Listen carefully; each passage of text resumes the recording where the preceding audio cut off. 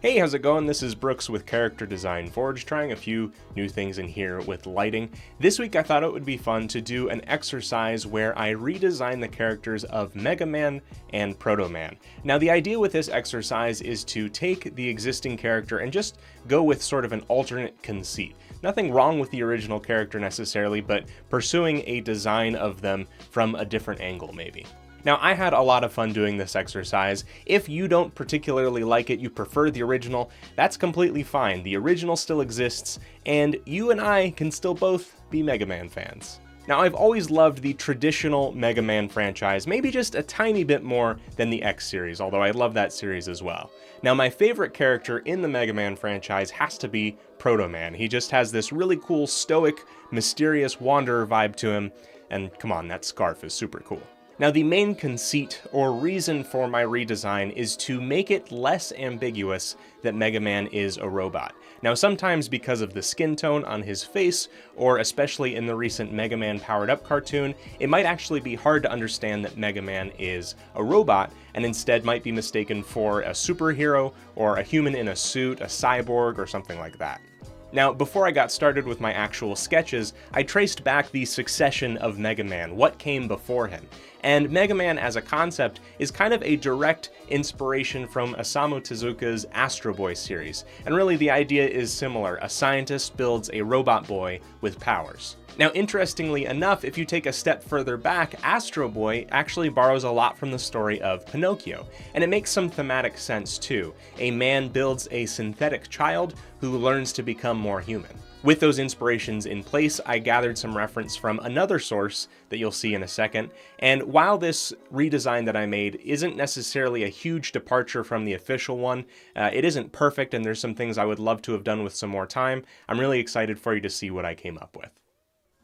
So right off the bat, you can see that my main source of inspiration visually, or at least a jumping off point for each of these characters, was a vehicle. So on the left there for Proto Man was the sort of 70s boxy angular American muscle car, and on the right for Mega Man is the classic Volkswagen Beetle.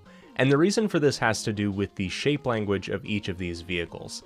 The kind of square angular look matches Proto Man and the sort of personality that I was going for with him, and the Volkswagen Beetle has a little bit more character to it. It seems almost a little bit more personified and sort of infantilized, the way that we attribute human qualities to things. It looked like the more almost docile and compassionate car, if that makes sense, which was a good reference point for Mega Man. And that was an overall thing that I was going for between these two. I wanted Mega Man to be the more compassionate, more human-like character versus Proto Man. The original lore for these two characters, at some points Proto Man is sort of the older brother of Mega Man, but all in all he was built first but had some kind of flaw, right? Some kind of design flaw, or he was too damaged, and so that sort of leaves Mega Man to take up his mantle and finish what he started. You can see here in the design of Proto Man, what I did was I elongated out the head there, added sort of an extra layer or depth to the visor, and then overall gave him a lot dustier and rustier feel, tattering up the scarf there. Really wanted to give the idea that he was older and damaged and play off of that mysterious wanderer vibe as well. There's a relationship that I really like that kind of comes up in a lot of different media, and I talked about recently in my indie game character appreciation video, and it's one that's between Mega Man and Proto Man. It's similar between X and Zero in the Mega Man X games, and also Hollow Knight and the Knight in Hollow Knight and Hornet. It's the idea of a rival that is slightly ahead of you at first, but ultimately working toward the same goal. And so that's kind of what I wanted to aim for with these two. And whatever reason it would be that Mega Man would need to be more compassionate or more human-like in order to succeed over Dr. Wily versus Proto Man, I wanted that element to be there, but also that there's something to learn from Proto Man. There's something about him that's wiser and maybe more experienced. You can see a lot of different drawings that I did here, trying to flesh out sort of how to find the right balance, a very simplistic robot face for Mega Man that was also appealing. I think at one point there I also went along the path of trying to do a design for the character of Roll and make her a bit more robot-like and not so much just a housekeeping child, basically. There's a lot of ideas that I wanted to pursue that I would have if I had more time. One being the way that Mega Man accumulates the powers or sort of adapts to the powers that he receives from the bosses he beats.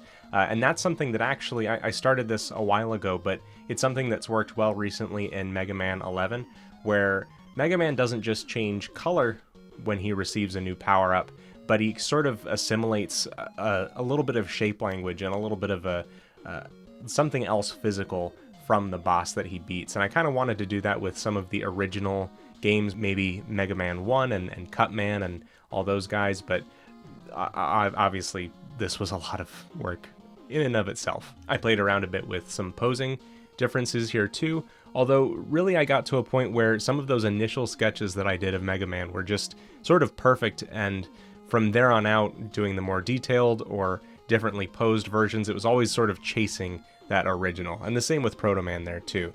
So at this point I did a more fleshed out version of Mega Man. I brought that Proto Man that I had there forward and set them up for a bit of a final render here. What I ended up doing for these two characters, instead of some of the recent character redesigns I've done with that sort of flat and painterly look, was I did at least a version with line art here first, and then added my rendering over top of that. And there's something about sort of the retro, the 80s, the older Nintendo vibe that just seemed like line art was the way to go. And with the amount of sharp angles and panels that these guys are comprised of, it just sort of made more sense to go with the line art. All over Proto Man here you see I'm adding some scuffing, some scratches, some dents, and some rust. I really wanted to just bring home that idea of him sort of being like the lone cowboy, right? Who's obviously been through a lot. The coloring here too, primarily a brown and rusty warm set of hues for Proto Man, and these light blue and teal hues for Mega Man. I really just borrowed from the originals there.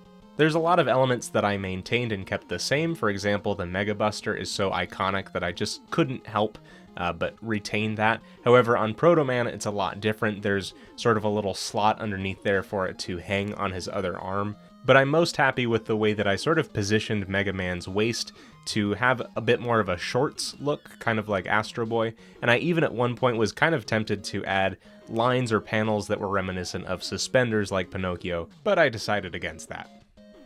So this is the final that I came up with. It's not perfect by any means. There's still some things I think I could have done to really bring the spirit of some of those original sketches forward. But I hope you like what I've done here, and I'd love to work on maybe some more Mega Man stuff in the future to kind of pursue the same line or idea or conceit with different characters, or like I said, some of those robot bosses. Thanks for sticking around to this point, and if you'd like to, let me know in the comments another video game character that you'd be interested in seeing a redesign of, and sort of why you'd like to see that redesign. What thing needs to be fixed or changed, or would you just like to see done in an alternate way? That's it for me today. I'm making new videos every week here on Character Design Forge. Subscribing on YouTube lets you know when new videos are made available. If you'd like to support me in this channel and get something in return, like a personalized video critique of your work that helps you to level up your own design, storytelling, and art skills, you can go to patreon.com/bageldenizen. That particular tier that I mentioned is at the Novice Bard level. If you'd like to follow me on Instagram, Twitter, or Twitch, the username is the same across all. It's @BagelDenizen.